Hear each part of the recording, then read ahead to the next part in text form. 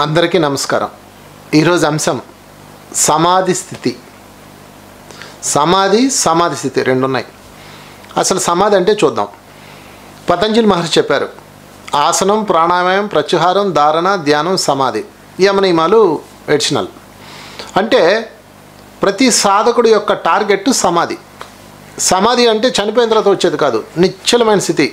ధ్యానంలో కూర్చొని నిశ్చలంగా అయిపోవటం, అన్నీ పూర్తి అయిపోవటం, అనేక రకాల అనుభవాలు, అనేక రకాలైన డౌట్స్ మొత్తం పూర్తయిపోయి ఇక ఏమీ లేని దశకి వెళ్ళడం పేరే సమాధి. ఇది ఎండ్. మరి తర్వాత ఏంటి? ఎంతసేపు కూర్చుంటాం? ఎలాగా? కళ్ళు తెరవాలి కదా, ఉపాధి నడవాలి కదా, శరీరం ఉంది కదా, దానికి పోషణ ఉండాలి కదా, మిగతా యాక్టివిటీస్ ఉంటాయి కదా, దాని పేరు సమాధి స్థితి. అందుకని ఈరోజు గుర్తుపెట్టుకోండి, సమాధి స్థితి. సమాధి సాధన ద్వారా వస్తుంది, సమాధి స్థితి జ్ఞానం ద్వారా వస్తుంది. ముందు సమాధి మీరు పొందారు. సమాధి పొందిన తర్వాత నెమ్మదిగా కళ్ళు తెరిచారు. కళ్ళు తెరిచి ఇంటికి వెళ్ళగానే అక్కడ మీకు ఎవరో ఒకళ్ళు రెడీగా ఉంటారు. మీ భార్యో లేకపోతే మీ భర్తో మీ పిల్లలు ఎవరో ఒకళ్ళు మిమ్మల్ని ఇరిటేట్ చేస్తారు. ఇరిటేట్ చేయగానే ఇక్కడ పొందిన సమాధి స్థితి, ఇక్కడ పొందిన నిశ్చలమైన స్థితి అంతా మాయమైపోద్ది. డామ్ డామ్ డామ్ అంటాం, గై గై గై అంటాం. అంటే అలా ఉండడం తప్ప అండి అంటే ఖచ్చితంగా తప్పే. నిశ్చలంగా ఇక్కడ ఎంత నిశ్చలంగా ఉన్నారో ఇంటి దగ్గర యాక్టివిటీస్లో కూడా అంతే నిశ్చలంగా ఉండాలి. అంటే కోపం రావడం, ఇతరత్ర ఫీలింగ్స్ రావడం అంతా సహజంగా ఉండాలి, కానీ నిశ్చలత్వంలో ఉండాలి. ఇంకా మీకు ఇది అర్థం కావాలంటే ఒక ఎగ్జాంపుల్ చెప్తాను. కృష్ణుడు యుద్ధరంగంలోకి వచ్చాడు అర్జునుడు తీసుకొని. బాబా ఒకసారి రౌండ్ వేద్దాం అన్నాడు. అలాగని మొత్తం అంతా తిరిగారు.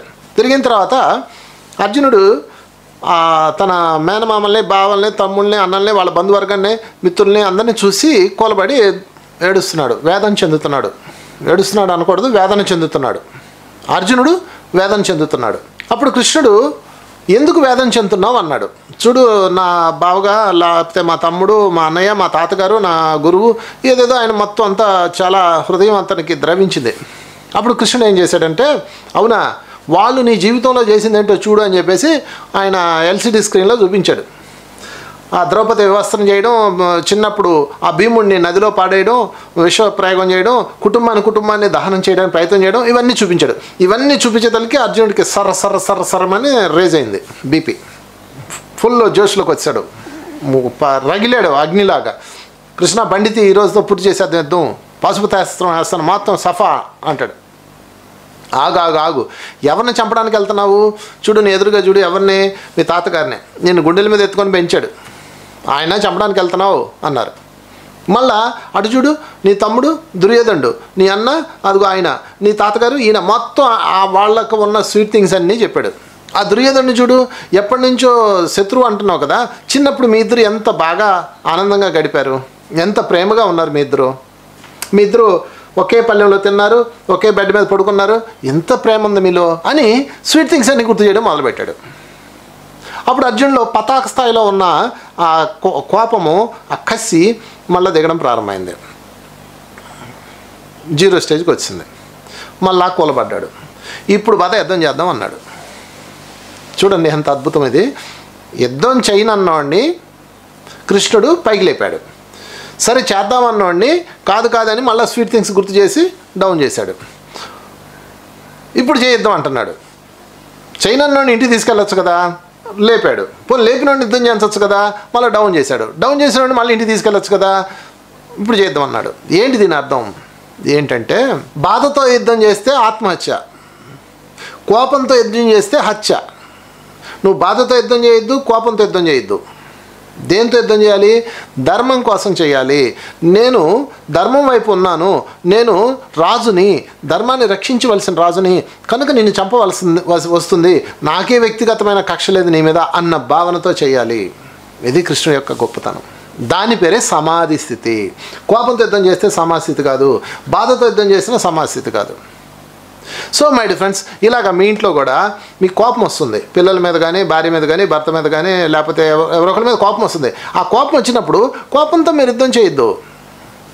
యుద్ధం చేయాలి, వాళ్ళని పనిష్ చేయాలి, వాళ్ళు సత్యం తెలుసుకోవాలి, వాళ్ళు తప్పు చేశారని తెలుసుకోవాలి, బ్యాలెన్స్గా యుద్ధం చేయాలి, బ్యాలెన్స్గా మీరు పనిష్ చేయాలి. పిల్లల్ని కొట్టేటప్పుడే తెలిసిపోద్ది మీ సంగతి అంతా. పిల్లల్ని ఇరిటేట్ అయిపోయి జుట్టు పీకేసుకొని దబ బాధేసి మీ యొక్క కోపాన్ని అలుపుని మీలో ఉన్న కసిని తీర్చుకుంటాం. అది సమాధి స్థితి కాదు అది. కనుక మై డియర్ ఫ్రెండ్స్, ఇక్కడ సమాధి స్థితి కృష్ణ భగవానుడు ఎంత అద్భుతంగా చెప్పాడో చూడండి. మనం కూడా మన జీవితంలో ఏది చేయాలన్నా, వ్యాపారం చేయాలన్నా సమాధి స్థితిలో చేయాలి. సమాధి సాధన ద్వారా వస్తుంది, సమాధి స్థితి అనుభవం ద్వారా వస్తుంది. మీరు సమాధి స్థితి గురించి నేను చెప్తున్నా. సమాధి మీరు సాధనతో సంపాదించుకోవచ్చు, కానీ సమాధి స్థితి లేకపోతే మళ్ళీ సమాధి సాధన అంతా వృధా అయిపోతుంది. మళ్ళీ మొదటి నుంచి మొదలు పెట్టాలి. అందుకని నిత్య జీవితంలో మీ చుట్టూతో జరిగే చూసుకోండి. ఏం జరుగుతున్నాయి, ఇవాళ నేను ఎందుకు అంత ఇరిటేట్ అయిపోయాను, ఎందుకు దాన్ని మర్చిపోలేకపోతున్నాను, నేను ఎందుకు ఫైట్ చేసి అంతగా నేను దాన్ని వదిలేయలేకపోతున్నాను. మీరు చూడండి, మన మహనీయుల్లో చాలామంది ఉన్నారు. భృగు మహర్షి, విశ్వామిత్రుడు, దుర్వాసనుడు, మన యుగంలో బ్రహ్మర్షి పితామహ పత్రిజీ, వీళ్ళని ఎప్పుడన్నా మీరు బాగా పరిశీలిస్తే కోపం విపరీతంగా ఉంటుంది వాళ్ళకి. మీరు అనుకుంటారు ఇదేంటి వీళ్ళు ఎంత పెద్ద యోగులు కదా, ఎందుకు కోపం ఉంది అని. వాళ్ళది కోపం కాదు, సరిదిద్దే ప్రయత్నం. ఎందుకంటే వాళ్ళు ఆ కోపాన్ని చూపించిన మరుక్షణం శాంతంగా ఉంటారు. మనం కోపడ్డామంటే ఇక చచ్చావే, ఆ రోజంతా ఎవడు ఎదురైతే వాడు చచ్చాడే. కానీ ఆ యోగులది కోపం అలా ఉండదు. అందుకని మై డియర్ ఫ్రెండ్స్, కోపం ఉండడం తప్పు కాదు, కోపడుతూ ఉండడం తప్పు. అది సమాధి స్థితికి విరుద్ధం. కనుక ఈరోజు సమాధి స్థితిలో నేను ఉన్నానా లేనని ఎవరికాళ్ళు చెక్ చేసుకోవాల్సిందే. ఒకసారి అలెగ్జాండర్ ప్రయాణం చేసి వెళ్తున్నాడు.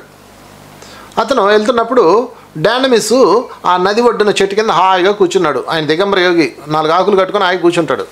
ఆయన చూడగానే అతను ఎవరో చాలా ఆనందంగా ఉన్నాడు. అతను పరమయోగి అంట. అతను నేను తీసుకెళ్ళాలి మా దేశానికి, మా మిత్రుడు అడిగాడు, ఆయన నా దగ్గర తీసుకురండి అంటాడు. అనగానే సైనికులు వెళ్తారు. సైనికులు వెళ్ళగానే అతనేమంటాడు, ఎవడరా తీసుకొచ్చేదే ఆయన ఇక్కడికి రమ్మని అంటాడు. ఆయన ఎంత సమాధితో చూడండి. ఇక్కడ వెళ్ళి అయ్యా మిమ్మల్ని రమ్మంటున్నాడు ఆయన అంటాడు. అంతే, అలెగ్జాండర్కి ఎదురు చెప్పినోడు లేడు ఆ రోజుల్లో. వెంటనే కత్తి సర్రిమని తీసి కోపంతో వెళ్తాడు తల నరికేయడానికి.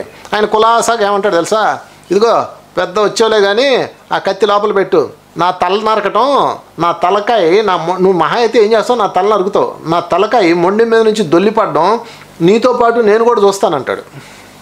అది లోపల పెట్టు అంటాడు. కత్తి దూయిగానే భయంతో వణికే వాళ్ళని చూశాడే కానీ అలెగ్జాండరు అది లోపల పెట్టాను ఆజ్ఞాపించిన ఫస్ట్ టైం చూశాడు.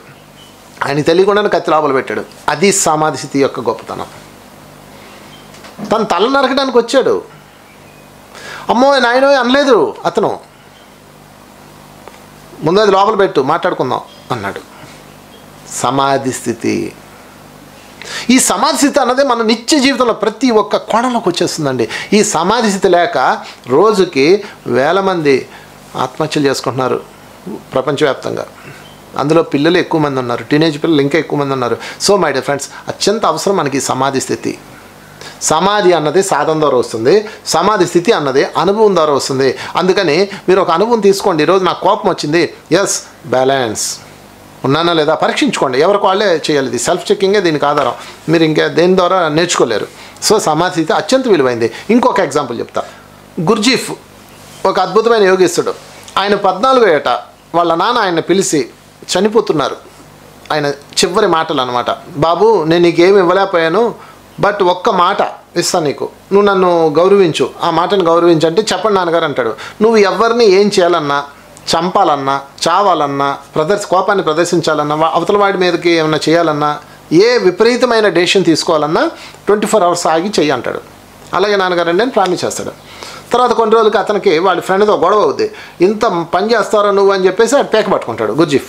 పట్టుకోగానే వాళ్ళ నాన్న గుర్తు వస్తాడు. 24 అవర్స్ టైం అడిగాడు కదా, మా నాన్న 24 అవర్స్ అడిగాడు కాబట్టి నువ్వు బతికిపోయావు అని చెప్పేసి ఈయన ఏం చేస్తాడంటే వాడిని వదిలేసి ఇంటికి వెళ్తాడు. ఇంటికి వెళ్ళిన తర్వాత 2వ రోజు పొద్దునే ప్లాన్ చేసుకుంటాడు వాడిని ఎలా కొట్టాలి. నాన్న ఇచ్చిన టైంలో 12 గంటలు అయిపోయింది. అతని కోపం అలా తగ్గిపోతుంది. తగ్గిపోగానే విచక్షణ పనిచేయడం ప్రారంభమవుతుంది. అవును ఎందుకు వాడిని కొట్టాలా, ఇప్పుడు వాడిని కొట్టినప్పుడు వాడి పేక నొక్కినప్పుడు వాడు చచ్చాడు అనుకో, నేను కదా జైలుకి వెళ్ళాలా, వాడు 1 సెకండ్లో పోతాడు. జీవితకాలం నేను కదా దాన్ని భరించాలా, వదిలే వారిని ఇచ్చి వదిలేద్దాం అనుకుంటాడు. సాయంత్రంకి వాడి గోల వాడిది, నా గోల నాది అని ఫిక్స్ అయిపోతాడు. ఇంకా వాడిని మైండ్లో వచ్చి డిలీట్ చేసేస్తాడు. చూసారా, సమాధి స్థితి జీవితాన్ని మహోన్నతంగా తీర్చిదిద్దుతుంది మై డియర్ ఫ్రెండ్స్. ఈ ఒక్క సమాధి స్థితి లేక డబ్బు ఖర్చులో కూడా ఇది. మీరు రోడ్డు మీద వెళ్తున్నారు, అక్కడ ఒక పెద్ద బోర్డు ఉంటుంది, ఒక ఏనుగో లేకపోతే ఇంకోటి ఏదో ఉంటుంది, ఒక కారు, దాని మీద ఒక బోర్డు పెడతాడు, జస్ట్ 1000 రూపాయలు ఇవ్వండి ఇంటికి పట్టుకుపోండి. నెలకి ఎంత 500 ఇవ్వండి అని ఉంటుంది. అది మీకు అవసరమా కాదా అని ఉండదు, ఆ ఎమోషన్ వచ్చేస్తుంది, వెంటనే కొనేస్తాం. సమాధి స్థితిలో కొనాలి కొనేటప్పుడు కూడా. అందుకని మీరు ఆలోచించాలి ఇది అవసరమా అని. అందుకని దానికి ఒక ఎగ్జాంపుల్ ఉంది.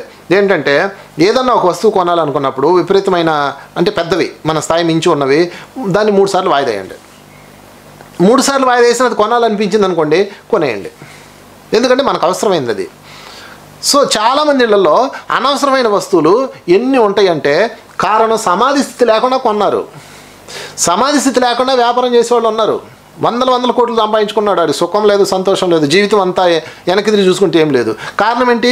సమాధి స్థితి లేకుండా వ్యాపారం చేశాడు, సమాధి స్థితి లేకుండా సంసారం చేశాడు, సమాధి స్థితి లేకుండా గొడవ పెట్టుకున్నాడు. కనుక మై డియర్ ఫ్రెండ్స్, మీరు అన్నీ చేయండి, మీ జీవితంలో అన్నీ చేయండి, ఏది ఆపద్దు. అన్నీ వదిలేసేలా ముక్కు మూసుకొని కూర్చోండి అని నేను చెప్పను, అన్నీ చేయండి, బట్ సమాధి స్థితిలో చేయాలి. ఇది అత్యంత ముఖ్యమైనది. అందుకే షిరిడి సాయి ఈ సందర్భంగా ఒక మాట అంటారు, సమాధి నుండే సర్వకార్యాలు నిర్వర్తించదను అంటే నిశ్చలమైన స్థితిలో నుంచి అన్నీ చేస్తాను ఓయ్ అంటాడు ఆయన. ఎంత అద్భుతమైంది, వారికి వందనాలు. మీకు ఇంకొక సంఘటన చెప్తాను. ఆఫ్రికాలో ఒక తెగ ఉన్నారు, ఆటవికులు.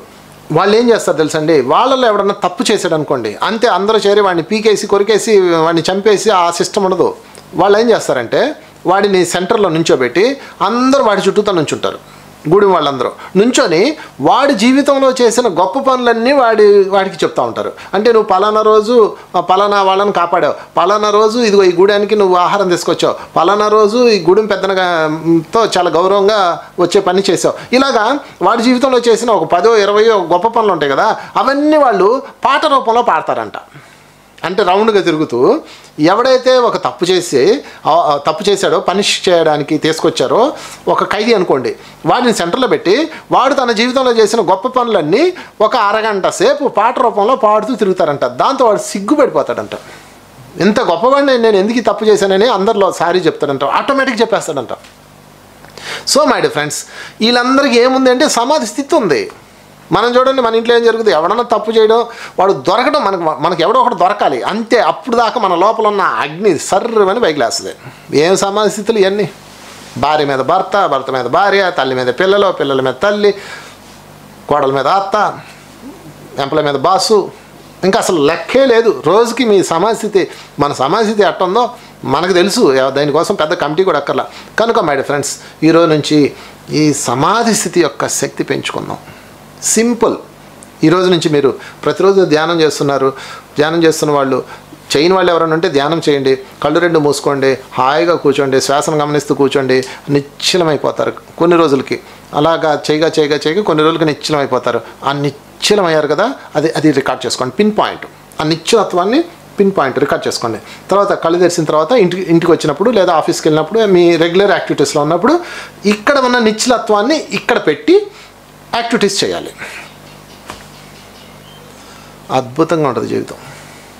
సమాధి స్థితి అత్యంత అద్భుతం. ఇది సాధించారు కాబట్టే అందరూ యోగులు అయ్యారు. హిమాలయ మాస్టర్స్ అవ్వచ్చు, బుద్ధుడు అవ్వచ్చు, ఎంతోమంది. జీసస్ అద్భుతమైన సమాధి స్థితి జీసస్ది. వాళ్ళలాగా మనం కూడా పరమయోగులు అవుదాం, సమాధి స్థితిని సాధించుకుందాం. Thank you very much.